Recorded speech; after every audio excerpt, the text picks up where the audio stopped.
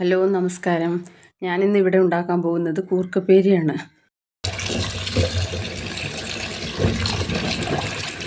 ആദ്യം കൂർക്ക നല്ല കഴുകി വൃത്തിയാക്കിയതിന് ശേഷം ഞാനിത് കുക്കറിലിട്ട് വേവിച്ചിട്ട് ചെയ്യലുണ്ട്. കുക്കറിലിട്ട് വേവിച്ച് ചെയ്യുമ്പോൾ തോലും ദശയും എല്ലാം കൂടെ പുറത്തേക്ക് വരും.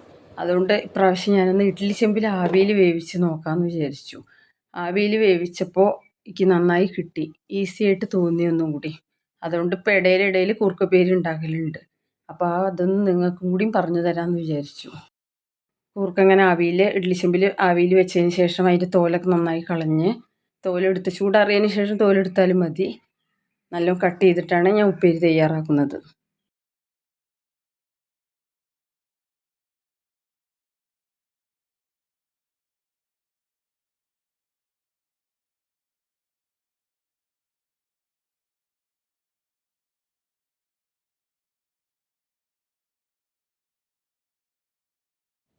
ഇത് ആവിയിൽ നിന്ന് എടുത്തതിന് ശേഷം തോല് കളഞ്ഞ് നമുക്ക് കഴുകിയിട്ട് ഉപ്പേരി തയ്യാറാക്കാം. കട്ട് ചെയ്തെടുത്ത് കടുക്, വറ്റൽമുളക് എല്ലാം ഇതിലേക്ക് ചേർത്തിട്ട് നല്ലൊരു മെഴുക്ക് പുരട്ടി നമുക്കുണ്ടാക്കാം.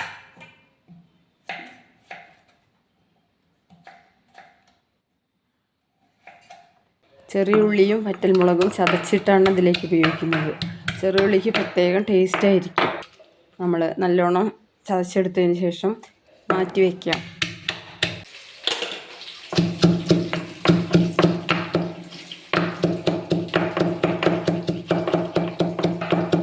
അതിനുശേഷം ചട്ടി അടുപ്പത്ത് വെച്ച് എണ്ണ ഒഴിച്ച് കടുക് പൊട്ടിച്ച് കറിവേപ്പില ഇടാം.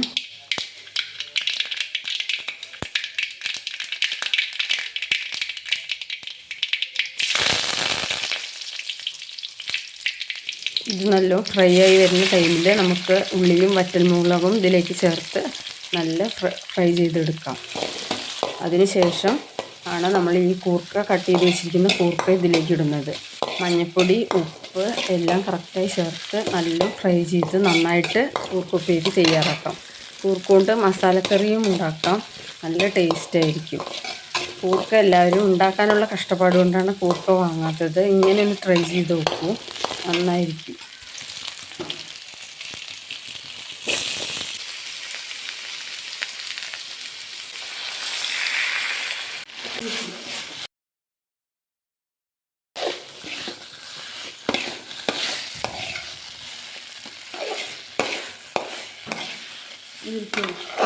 കൂർക്കപ്പേരി ഇവിടെ റെഡിയായി കഴിഞ്ഞു. എല്ലാവരും എന്നെ സപ്പോർട്ട് ചെയ്യുക. Thank you.